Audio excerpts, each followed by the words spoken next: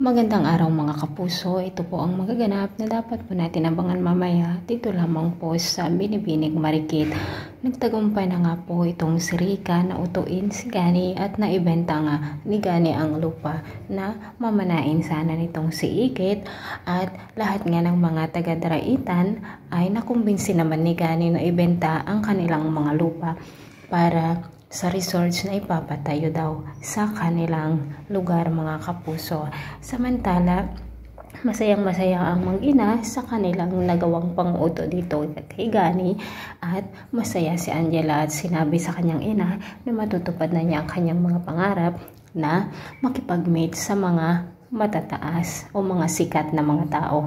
Samantala, habang nasa Japan naman itong si Igit, ay patuloy ang pagtulong ni Mayumi sa kanya na hindi niya alam na ito pala ang kanyang ina, at hindi rin alam ni Mayumi na siya pala ang kanyang anak, ang kanilang anak na si Gani.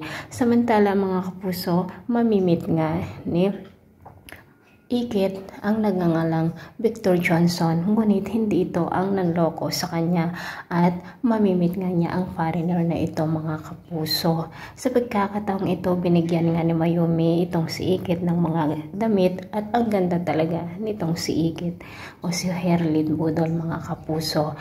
Habang nasa party naman itong si Angela ay nagkagulo doon, at nakilala muli nila ang tumulong dito kay Igit noon na muntik nang mahulog sa bangin. So mga kapuso, ano kaya ang mangyayari sa buhay nitong si Igit habang siya ay nasa Japan? At siguro ang alam ko nito mga kapuso, ang makabili ng lupa ng mga taga-Daraitan ay walang iba kundi si Mayumi at ang kanyang asawa, dahil nga mayaman ang napangasawa nitong si Mayumi. So ito po ang mga dapat natin abangan. Maraming salamat. Bye-bye.